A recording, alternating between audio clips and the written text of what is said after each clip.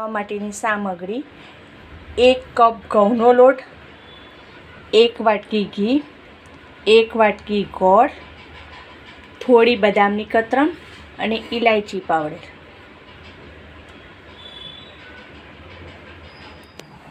કઢાઈ ચાલુ કરીને ઘી ગરમ કરવા મૂકવું.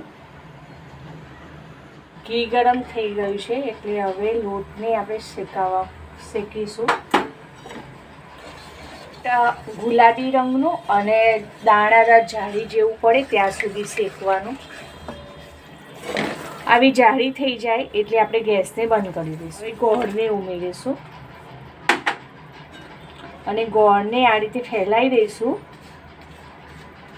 અને પછી એને ધીરે ધીરે હલાવીશું, મિક્સ કરીશું.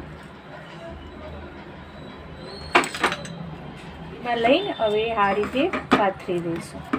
બદામની કતરણ ભભરાવી લઈશું. આ કતરણને આ રીતે દબાવી દઈશું. ગરમ જ પીસ પાડી દઈશું અને પછી ઠંડી થાય પછી એને આપણે બહાર નીકાળીશું.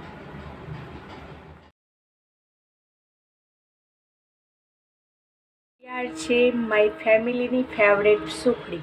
મેં આ રીતે ગાર્નિશિંગ કર્યું છે. આપ મનચાહી રીતે ગાર્નિશિંગ કરી શકાય.